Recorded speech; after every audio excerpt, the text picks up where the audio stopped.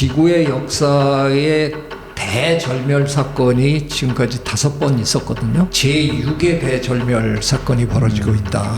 그 전에 5번의 대절멸 사건들을 보면요, 주로 동물들이 싹쓸이 당했어요. 지금 우리가 하고 있는 제6의 대절멸 사건의 가장 큰 특징은 식물이 사라지고 있다는 거거든요. 잘 사는 나라 중에 우리랑 일본만 상황이 영 안 좋은 거죠. 지게에다가 반도체로 벌은 돈을 싸질머지고 그래갖고 식량 파는 나라에 가서 아이 좀 주시면 안 되겠냐고, 이 돈 다 드리겠다고. 근데 그 나라에서 우리 먹을 것도 없어요. 그럼 끝이에요. 진화적인 관점에서 보면요, 뭐 키우는데 낳는 동물은 망하는 동물이에요. 그 대한민국 호모사피엔스들은 가장 머리 적은 동물들이에요. 그래서 이미 적응했어요. 지금은 안 낳는 게 최선이다.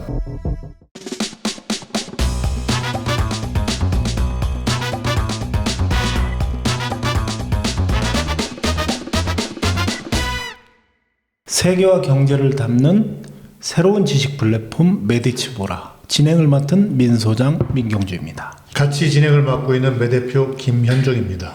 지금 우리가 위기의 지구, 우리의 생존 전략 특집을 마련하고 있는데요. 오늘은 지금 식량 위기 얘기를 해보려고 하잖아요. 이런 얘기하면 아니 마트에 가면 쌀이 넘쳐나는데 무슨 식량 위기일까, 이런 얘기하는 사람들도 있더라고요. 어떻게 보십니까? 저를 포함해서 제법 여러분들이 그런 얘기를 사실 오랫동안 했거든요. OECD 국가 중에서 식량 대란이 벌어지면 가장 심하게 당할 나라가 대한민국이다. 이거는 OECD가 이미 여러 차례 우리나라에 경고한 거예요. 우리 쌀하고 달걀 빼놓고는 거의 모든 걸 해외에서 사다 먹는 나라잖아요. 그러니까 해외 의존도가, 식량의 해외 의존도가 가장 열악한 나라이기 때문에 식량 이제 대란이 벌어지면 식량을 갖고 있는 나라가 안 팔면 못 사잖아요. 네. 이게 너무 간단한 얘기예요. 우리는 지금 반도체를 제일 잘 만드는 나라잖아요. 네. 산업의 쌀이라고 그러잖아요. 그거를 저는 가끔 이런 상상을 해요. 지게에다가 반도체로 벌은 돈을 싸질머지고 그래갖고 식량 파는 나라에 가서 아이 좀 주시면 안 되겠냐고, 이 돈 다 드리겠다고. 근데 그 나라에서 우리 먹을 것도 없어요. 그럼 끝이에요. 그냥 못 사는 거예요. 그러니까 이게 식량 문제가 제가 보기에는 가장 심각한 문제인데 그거를 아직은 제 관찰에 의하면 대한민국 정부가 아직 별로 걱정하지 않는 것 같다는 게 제 걱정입니다. 지금 식량 위기라는 것이 이제 촉발된 원인이라고 하는 걸 조금 분석을 해주신다면요, 왜 이런 현상이 온 겁니까? 지난번에도 제가 키워드로 다양성을 꼽았는데, 식량 위기에서도 저는 개인적으로 다양성이 가장 중요한 이슈라고 생각하거든요. 다양한 옵션이 있으면 이쪽이 뭐가 안 되면 다른 걸 이렇게 좀 해볼 수 있는데, 너무 전 세계가 식량에 관한 한, 농작물에 관한 한 다양성이 굉장히 줄어드는 방향으로 다들 경작을 하기 때문에 이게 아차하면 그냥 전반적으로 악영향을 미치니까, 저는 사실 오래전부터 우리가 조류독감을 앓고 있는 상황, 이거 가지고 식량 문제를 굉장히 열심히 거론해 왔거든요. 우리 정부는 참 말도 안 되는 짓을 참 오래 했거든요. 그 조류독감이 어디 충청도 어디 오리 농장에서 터지면 곧바로 철새들을 손가락질을 합니다. 철새 때문에 그렇다. 왜냐하면 데이터는 있거든요. 천수만에 가서 철새 몇 마리 죽은 사체가 보이니까 걔네들을 조사해 보면 고병원성 AI 바이러스가 검출이 된단 말이죠. 그러니까 철새가 옮겼다라는 거예요. 근데 이건 과학이 아니거든요. 소설도 그런 소설 아무도 안 읽어요. 자, 생각해 보세요. 제가 이제 건 20년을 강연에서 떴던 얘기인데, 시베리아에서 고병원성 AI 바이러스에 감염이 된 철새께서 과연 우리나라 천수만까지 오실 수 있을까? 저는 이것부터가 일단 의심스럽고요. 비행 능력이. 네, 그분이 천신만고 끝에 천수만에 내려앉으셨다라고 치자. 예. 그분이 무슨 억하심정에 또 무슨 사명감에 내가 대한민국에 있는 내 오리 친구들과 내 이 바이러스를 기필코 공유하고야 말겠다. 그래서 그분이 그 편찮으신 몸을 이끌고 50km를 날아오셔서 오리 농장에 오셔가지고 너희들도 알아봐라 하고 주셨을까? 이건 그냥 말이 안 되는 거예요. 누가 옮겼냐? 자동차가 옮겼고 자동차 바퀴가 옮겼고 사람이 옮긴 거예요. 그걸 왜? 문제는 어디에 있느냐? 철새들은 늘 죽어요. 그들의 삶입니다. 그냥 죽는데 걔네들은 몰살당하지 않아요. 왜냐하면 유전적으로 다양하기 때문에 유전적으로 취약한 개체들이 일부 죽어나가고 또 그 빈자리를 저 면역이 있는 자들의 자손이 그 빈자리 메우고 그 다음에는 또 다른 바이러스가 오니까 작년에 멀쩡하던 애들 중에서 일부 죽고 또 고생하던 애들 자손들이 얼씨구나하고 그 자리 채우고 뭐 이러고 사는 게 이게 자연인데 그 바이러스가 우리 오리 농장에 들어오면 뭐가 문제냐? 우리는 똑같은 오리를 키우거든요. 유전적으로 거의 완벽하게 복제 오리 수준의 오리를 키우니까 어영부영 2, 3일 시간 끌다가는 그 5만 마리가 다 감염이 되는 거죠. 그러니까 이게 감당이 안 되니까 우리는 달려가서 걔네들을 사실은 정중하게 한 마리 한 마리 그 생명체잖아요. 그러니까요. 정중하게 한 마리 한 마리 이렇게 목숨을 거둬들여야 맞는 건데 그러자면 일주일이 걸릴지 열흘이 걸릴지 모르니까 구덩이 파고 살아있는 아이들을 그냥 밀어 넣는 거잖아요. 그 사람으로 얘기하면 격리를 하거나 재택 치료를 하거나 이래야 되는데 그게 안 되니까. 잘해주셨어요. 제가 예. 최근에 예. 강연에서 한 번 얘기를 했는데 사람들이 다 이러더라고요. 제가 우주에 생명국이라는 어느 행성에 생명관리국이라는 게 있는데 거기 보고가 올라왔다. 지구에 저 코로나19가 돌고 있단다. 뭐 그러냐 가서 조사해봐라. 조사를 왔다 갔어요. 그 사람 그 친구들이 우린 모르지만 가서 보고를 5억 명 이상이 감염이 됐다더라. 이게 감당이 지금 안 되는 수준이다. 살처분합시다. 그게 우리가 지금 예. 하고 있는 짓이잖아요. 충남 어느 예. 충남에 살처분합시다. 그러니까 그 많은 행성들 중에 지구야 뭐 충남도 아니죠. 먼지라는데 그 사무국에서 결정하면 되는 거죠. 지구 살처분합시다. 그럼 이제 쫙 와그 지구를 비닐봉투로 딱 씌우겠죠. 그리고 그냥 푹 하면 그냥 지구에 있는 모든 생물 한 번에 그냥 다 없애고 다시 시작합시다. 우리 가는 거잖아요. 그러니까 철새가 문제가 아니라 그걸 다시 옮겨가는 사람 또 그 다양성을 상실하고 이렇게 같은 품종을 수백만 마리를 키우는 그 구조의 문제. 그렇죠. 그러다 보니까 이런 일이 터지면 거의 국가적 수준의 문제가 되는 거죠. 20몇 년 전에 정부 복지부 공청회에서 그때 제가 뭐라 그랬냐 하면 문제는 유전자 다양성이 문제니까 혹시 우리 이런 실험을 해보면 안 되겠느냐.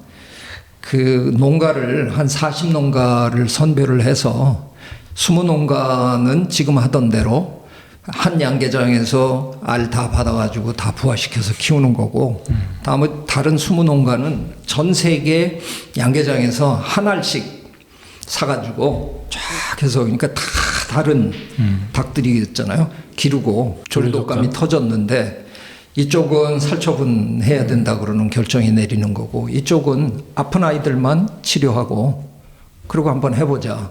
지금 저 오리 농가나 닭 기르시는 분들이 제일 가슴 아파하는 게 그거잖아요. 아픈 애들만 없애면 안 되냐. 근데 정부는 이제 깨끗하게 치우려고 이제 살처분을 하는 건데 그렇게 하면 우리가 그렇듯이 철새가 그렇듯이 사실 아무 일 없거든요. 독감이 돈다 그래도 엄마 아빠 아들 딸 다 독감 걸리는 예는 거의 없어요. 한 집안에서 아빠는 독감 걸려서 회사 못 간다고 들어놓아도 엄마는 씩씩하게 집안일 다 하세요. 왜? 엄마 아빠가 근친상간이 아닌 다음에는 다 다른 집안에서 오셨잖아요. 그래서 유전적으로 다르기 때문에 누구는 걸리고 누구는 안 걸리는 거예요. 그러니까 우리가 오리 농장, 닭 농장 안에 기르는 그 아이들의 유전자를 다양하게만 해주면 아무 일 없는 거예요. 근데 이거를 생산성이라는 거기에 잘못 꽂혀가지고 그렇게 지금 하고 있는데 별로 생산적이지도 못하잖아요. 툭하면 결과적으로 툭하면 다 죽여야 되는데 그거보다는 우리가 기르는 방식을 바꿔야 되는 거죠. 공장식으로 기르니까 다닥다닥 붙여놨는데 걔네는 평소에 사회적 거리두기가 허용되지가 않잖아요. 한 놈 들어오면 다 걸리는 거죠. 지금 말씀하신 것처럼 의도하든 의도하지 않든 지금 식량 위기가 저희들 눈앞에 와 있는 게요. 식량 쇠국이 확산되고 있다. 26개 나라가 원자재 식량 수출을 제한하고 있다. 그래서 식량의 자급 능력이 한 나라의 국제적 영향력을 좌우하는 시대가 왔다. 이런 지금 기사가 나와 있거든요. 거기 한술 더 뜨면 네. 한 몇십 년 전에는 산업이 발전하는 나라들은 식량은 사 먹었어요. 대부분의 나라들이. 그러니까 산업 발전을 위해서 농사를 포기했던 나라들이 많잖아요. 네. 지금은 실제로 보면요. 식량을 수출할 수 있는 나라는 딱 두 종류의 나라들입니다. 우크라이나 정도 돼서 저 식량 생산을 많이 하고 그럭저럭 사는 나라. 근데 그 나라 빼고요. 대부분의 식량 수출국이 전부 잘 사는 나라들입니다. 미국 뭐 이런 나라들이 이제는 산업도 제일 좋은 상황이고 식량도 좋은 상황인 나라들이 굉장히 많아요. 근데 잘 사는 나라 중에 우리랑 일본만 상황이 영 안 좋은 거죠.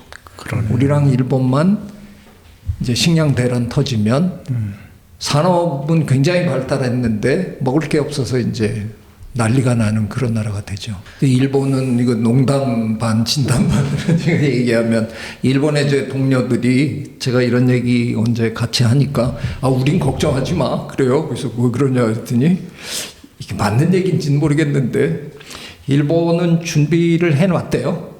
근데 일본 사람들은 워낙 준비성이 강하니까 무슨 준비했는데 그랬더니 일본 정부가 골프 코스를 하루아침에 농경지로 바꾸는 기획을 다 해놨대요.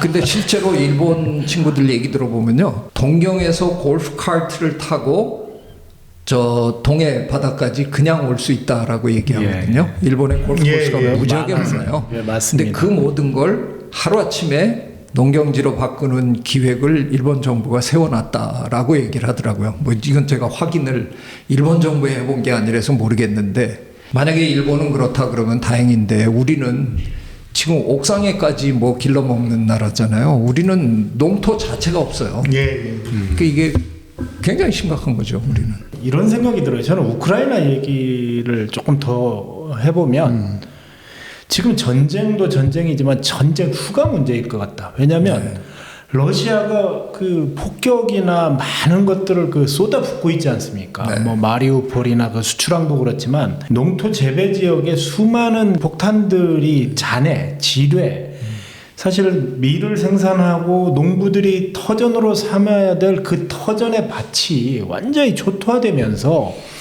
그 폭탄이 터질 때 나오는 환경 오염이나 그 중금속이나 이것이 굉장히 심각하다는 거죠. 그렇다면 앞으로 이 자연이 회복되기까지는 수십 년이 걸릴지도 모른다. 아니면 그 바닥에서 생산된 농산물의 안전도 뭐 납중독이라든가 여러 가지 것들에 대한 우려가 있어서 참 걱정이 된다. 이런 생각이 들어요. 세계 인구가 지금 이제 거의 80억이 돼 가잖아요. 네. 세계 인구가 10억씩 늘 때 걸리는 시간이 지금 점점 짧아지고 있거든요. 우리가 10억에서 20억 되는 건 아마 한 100년 넘어 걸렸을 거예요. 근데 지금 이제 60억에서 70억 되는 게 한 12년 정도 걸렸고요. 70억에서 지금 80억 한 10년 안에 지금 우리가 달성을 하는 거고 80억에서 90억은 9년이 안 걸릴 거라는 게 이제 이 계산에 나오는데요. 10억의 인구가 태어날 때마다 브라질만한 땅이 필요하답니다. 근데 지금 우리는 브라질만한 땅 자체가 없어요. 근데 우크라이나가 정말 소중한 세계의 곡창인데 저걸 저렇게 망가뜨리면 참 큰일 나죠. 제가 보기에 저 뿌틴이라는 저 양반은 용서받지 못할 일을 지금 여러 가지로 하고 있는 거죠. 그래서 그런지 몰라도 세계 식량기구라든가 많은 그 의식 있는 분들이 종자은행이라는 걸 만들어서 곳곳에 인류의 어떤 최후의 어떤 위기가 왔을 때 그 종자를 꺼내기 위한 그런 게 있다면서요? 네, 노르웨이의 스발바르 섬에 가장 큰 종자은행이 있습니다. 이제 네. 거기가 기후면으로 가장 유리하다고 이제 판단이 돼서 세계 식량기구가 거기다 짓기로 하고, 네. 근데 노르웨이가 혼자 운영하는 게 아니고요. 세계 여러 나라가 십시일반 다 돕고 우리나라도 거기에 여러 가지를 보관하고 있습니다. 네. 근데 우리나라는 우리나라 나름의 또 그 종자은행을 갖고 있거든요. 아, 우리나라만. 네. 봉화에 있는 수목원에 제법 좋은 우리도 종자은행이 있고요. 우크라이나는 워낙 그 곡창이다 보니까, 그리고 농업 수출국이잖아요. 농산물 수출국이다 보니까 자체적으로 상당히 괜찮은 종자은행을 갖고 있습니다. 근데 제가 얼마 전에 보도를 읽었는데 러시아군이 거기 들어가서 장난질을 쳤다는 보도가 있더라고요. 저는 처음에 그 보도가 폭격을 당했다는 얘기인 줄 알고 그랬는데 알고 보니까 폭격은 잘못해서 할 수도 있잖아요. 그게 아니고 러시아 군이 거기를 들어가서 의도적으로 망가뜨렸다는 거예요. 이건 어느 수준이냐면 옛날 오랑캐들이 왔다가 가면서 우물에다가 독극물 풀고 간 수준이에요. 아기가 있는 거네요. 전쟁에도 도의가 있잖아요. 그렇죠. 전쟁에도 총으로 활에 맞아 죽는 거야 어떻게 못하지, 전쟁으로 죽는 거지만 애꿎은 평민들이 먹어야 될 물, 식량 이거를 망가뜨리는 건 이건 용서받을 수 없는 일이에요. 우리나라도 전쟁 범죄네요. 전쟁 범죄 완전. 전형적인 전쟁 범죄네. 근데 네. 우리나라도 그 봉화 말고 또 종자은행이 있나요? 하나인가요?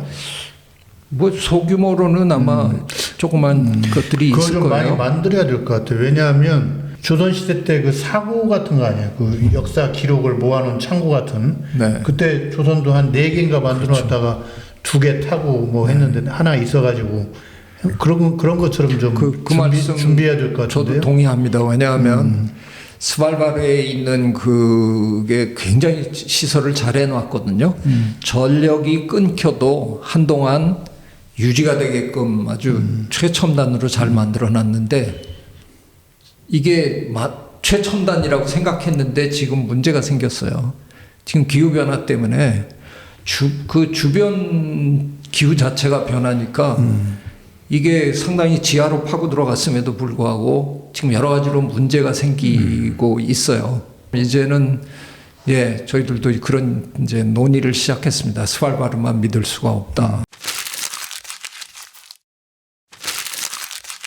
지금 현재 우리나라의 이 멸종되는 동물이나 식물에 대한 많은 연구들을 실제 하셨고 현장에서 보셨는데 가장 시급하게 한 뭐 탑3 정도로 이건 정말 보존돼야 된다든가 이건 정말 없어져서는 안 된다든가 뭐 그런 것을 좀 예를 들어주실 게 있을까요? 큰 덩치로 한번 세 가지를 얘기를 해보고 네. 싶다는 생각이 갑자기 들었는데요. 네.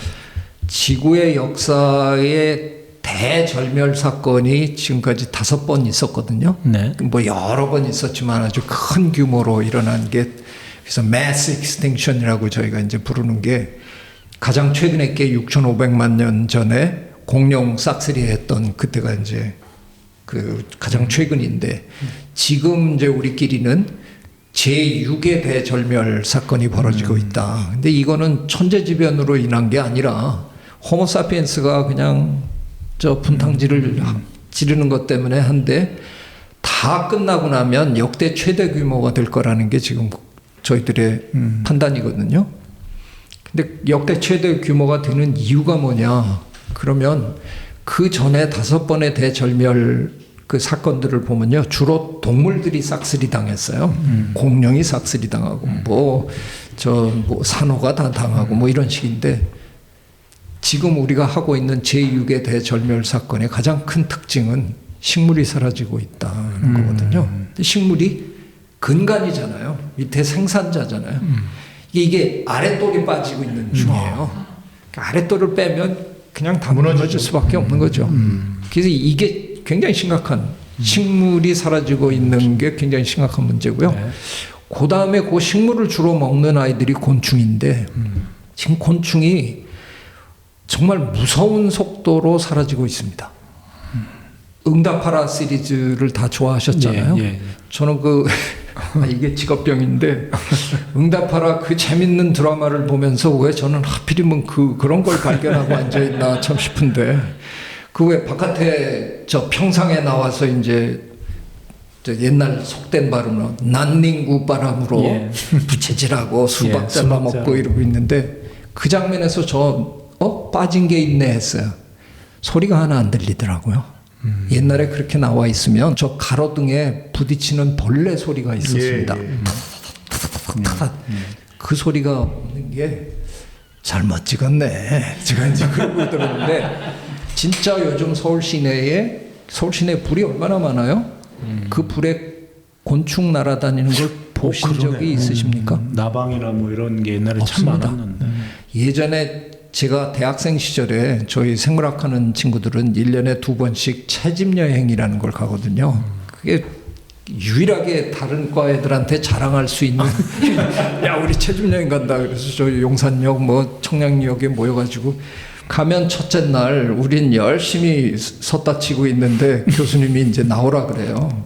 이제 나가면 건물 옆에다가 이렇게 흰 천을 하나 걸어놓고 그 뒤에 UV 라이트를 하나 걸어놨다고요. 이제 진짜 그 흰 천이 새카맸어요. 벌레들이 들러붙어 갖고 그러면 거기서 큰 나방 하나 손으로 집으시고 설명하시고 우리 그거 다 듣고 이랬는데, 지금 제가 학생들 데리고 지리산에 가도요, 하루 밤새 그걸 걸어놔도 점 찍혀요. 아니 제가 그 신혼 초에 네. 전라북도 부안에 가서 이제 무슨 통나무 집이 있다고 해서 휴가를 갔는데, 아니 아침에 보니까 풍뎅이나 하늘소가 막 이만한 것들이 있더라고요. 네. 근데 하도 신기해가지고 그 몇 년 전에 가서 물어봤더니 없어졌대 이제 다. 우리가 뭐가 사라진다 그러면 제일 걱정하는 게 종다양성인데, 종이 사라지는 걸 걱정하는데, 곤충의 경우에는요, 종다양성이 사라지는 것도 그렇지만 그냥 숫자가 사라지는 게 개체수 자체가. 개체수 자체가 너무 많이 주니까 그걸 먹어야 되는 아이들이 타격이죠. 그러니까 먹이사슬의 그 윗구조들. 새들은 그러니까 물론 저 설치류, 쥐과 얘네들이 이제 주로 곤충 먹고 살고, 그런데 결정적인 게 새들이 주로 철새들이 제비가 오잖아요. 새끼를 부화해 놓고 그 새끼를 먹일 때 온갖 거 다 먹여도 좋을 것 같은데, 새끼들은 반드시 곤충 단백질을 먹입니다. 근데 곤충이 없어요. 그 지금 새끼들이 굶어 죽는 일들이 지금 계속 벌어지고 있는 거죠. 그 다음에 중요한 건, 우리가 큰 동물들, 무시무시한 동물들은 없애도 되는 줄 알았거든요, 오랫동안. 예. 저건 자꾸 사슴 잡아먹고 자꾸, 그러니까 저놈들을 없애야 이게 평화롭고 숫자도 많아지겠네. 그래서 늑대 없애보고 호랑이 다 죽였고 했는데, 요세미티 국립공원에서 그걸 아예 실험을 했잖아요. 늑대를 다 없애고 났는데 오히려 생태계가 망가지고 있으니까 이게 무슨 일인가. 사슴이 너무 많아지니까 사슴이 풀을 너무 많이 뜯어먹어서 이게 힘들어지는 거예요. 늑대를 도입했잖아요, 재도입을. 그랬더니 살아나더라는 거죠, 생태계가. 포식자도 역할이 있다. 그렇죠. 우리나라 산에서는 담비가 제일 왕이에요. 담비 정도가 왕인 생태계는 대신 인간은 많이 늘어났지 절대로, 않습니까? 아니 인간은 도움이 전혀 안 되는. 그러니까 담비 정도가 활개치는 숲 생태계가 건강해질 리가 없죠. 그 곤충 얘기하셨는데 워낙 뭐 곤충에 대한 연구도 많이 하셨으니까 요즘에 이렇게 한강변에 가보면 네. 평생 처음 보는 그 벌레들이나 곤충이 있거든요. 그래요? 저희 어렸을 때는 없었던 곤충들인데 뭐 이런 것들이 네. 왜 생길까라는. 지금 기후 변화 때문에 아열대에 있던 곤충들이 지금 온대로 되게 많이 이동하고 이동하고 있어요. 온대 지방의 온도가 자기네 사는 고장의 온도랑 비슷해지니까 걔네들이 이동을 하는 거거든요. 근데 곤충이 이동하는 건 참 쉬워요.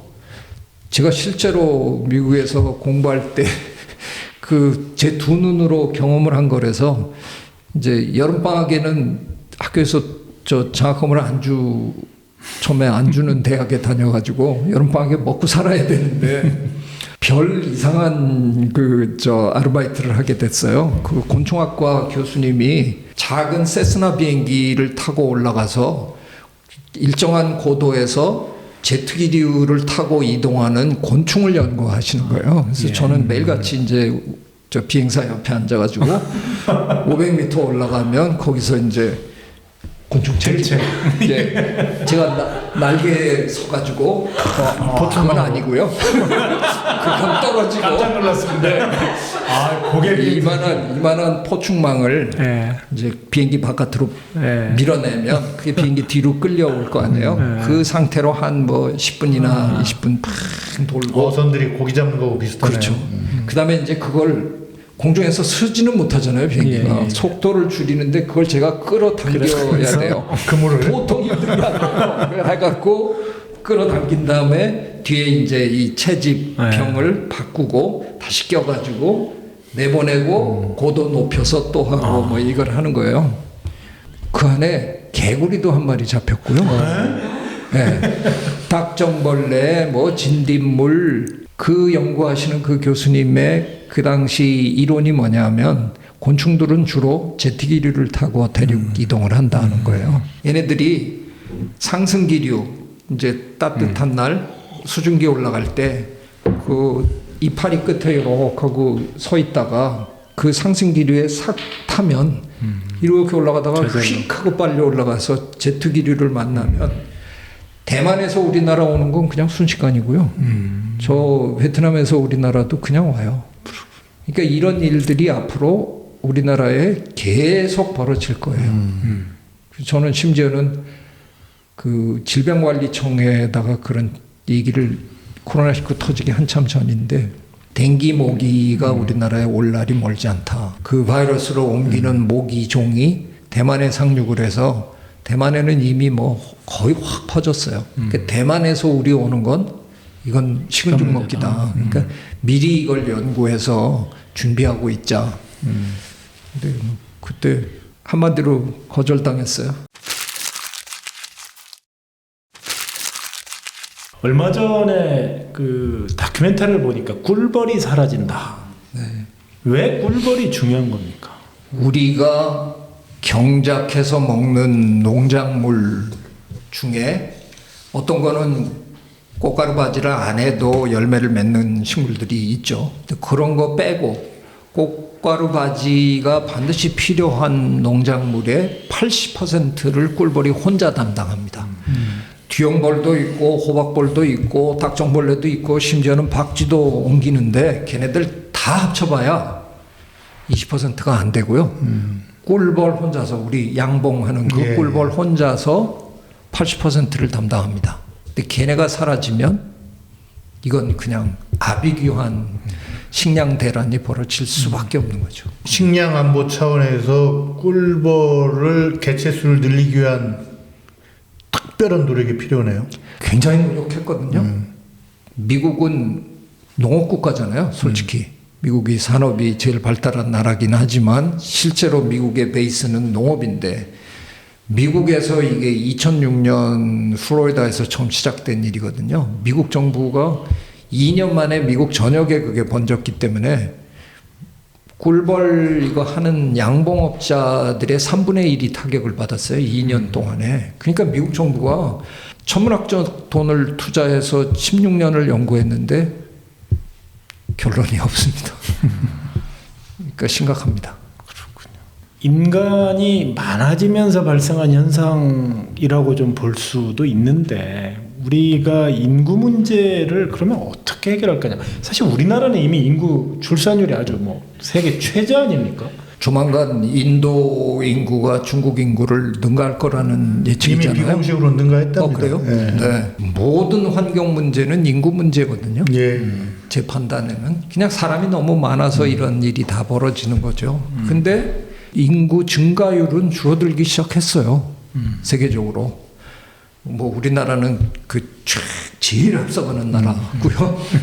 다른 나라들도 제법 줄어들었는데 그래도 숫자로는 지금 워낙 모집단이 크니까 폭발적으로 아직도 늘고 있는 거죠. 그래서 제가 무려 16년 전에 제가 당신의 인생을 이모작하라라는 고령화에 관한 책을 쓰면서 거기서 이제 거침없이 이런 얘기를 했다가 상당히 이제 공격을 많이 받았는데 해결책은 그냥 하나밖에 없다라고 전 생각해요.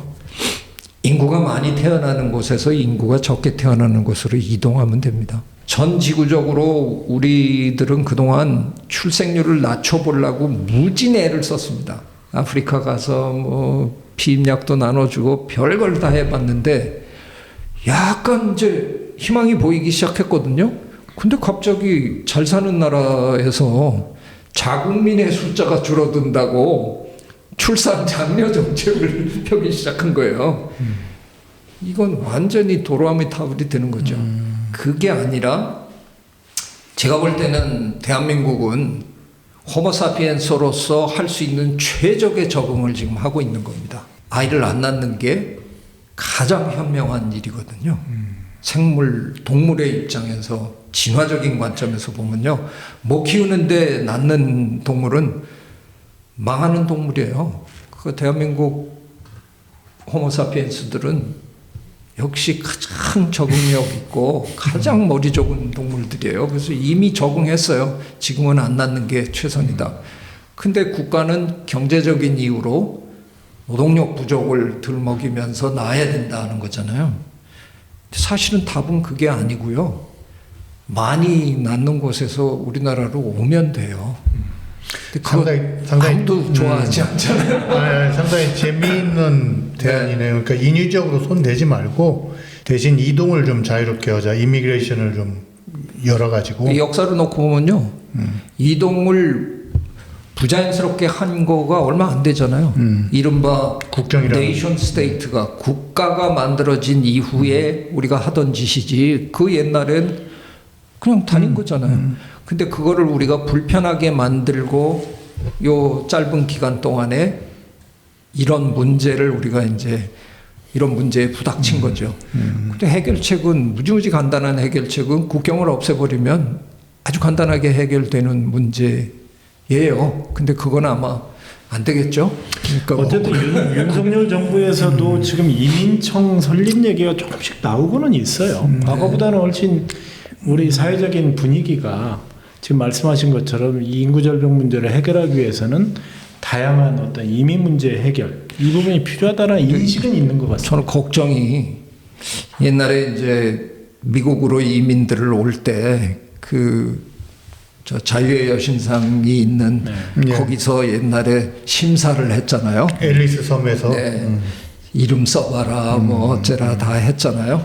우리나라의 이민청이 어떤 방식으로 할까 이게 약간 걱정스럽습니다. 우리나라는 자연스럽게 다민족 국가가 어느 정도는 돼버렸잖아요. 농촌 청년들이 같이 살 여성이 없어서 그래서 가서 다른 나라에서 여성들을 모셔오는 바람에 이건 국가가 원해서 한 일이 아니거든요. 우리 정부는 단 한 차례도 다민족 국가를 원해 본 적이 없습니다. 끝까지 막으려고 그랬는데 막지 못해서 이제 된 거죠. 근데 생물학자의 입장에서는 너무 반가운 일입니다.